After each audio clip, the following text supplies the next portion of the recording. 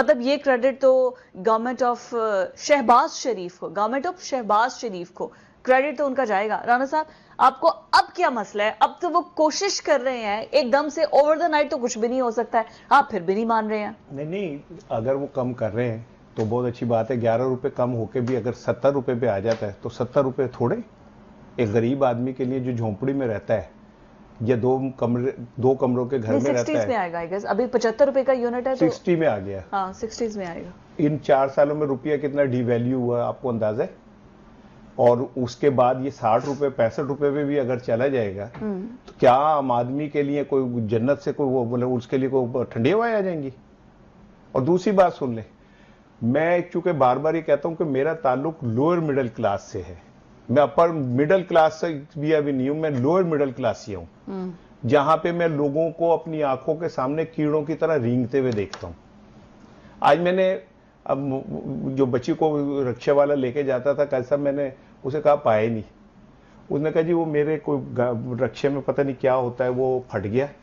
تو میں نے کہا تو نیا لگوا لینا تھا. تو اس نے کہا جی 15,000 کا وہ آتا ہے اور میرے پاس تو اتنے پیسے نہیں ہیں, میں تو شام کو جتنے پیسے اکٹھے کر کے جاتا ہوں اس سے میرا گھر چلتا ہے.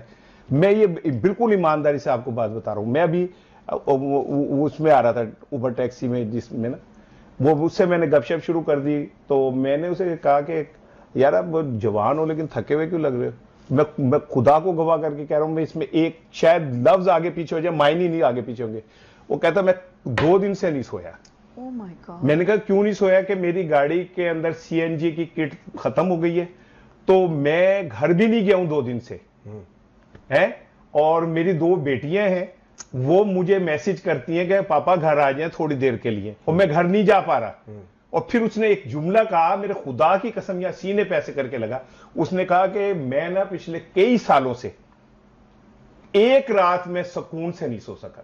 یار جس ملک کے اندر یار آپ اس طرح کی زندگی گزار رہے ہیں لوگ, وہ نوجوان جو ہے نا وہ نوحہ ہے اس معاشرے کا, گلا سڑا چہرہ ہے اس معاشرے کا, اس معاشرے کا جس کے لیڈر کہتے ہیں ہم غریبوں کے چیمپئن ہیں, اور لاکھوں روپے کے کپڑے پہن کے کھڑے ہوتے ہیں, ہزاروں روپے کے میک اپ کر کے بیٹھے ہوتے, کروڑوں کی گاڑیوں میں آ رہے ہوتے, اربوں روپے کے مکانوں سے نکل رہے ہوتے اور جھوپڑی والوں کی باتیں کر رہے ہوتے.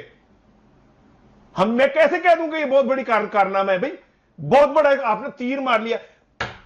آئی پی پی سے آپ نے 10 روپے کم کر لیے. آئی پی پی سے کمائے بھی تو تمہارے رشتہ داروں نے نا. کون مالک ہے آئی پی پی کے؟ کون ہیں جو آئی پی پی سے کھربوں روپے اب تک کما چکے؟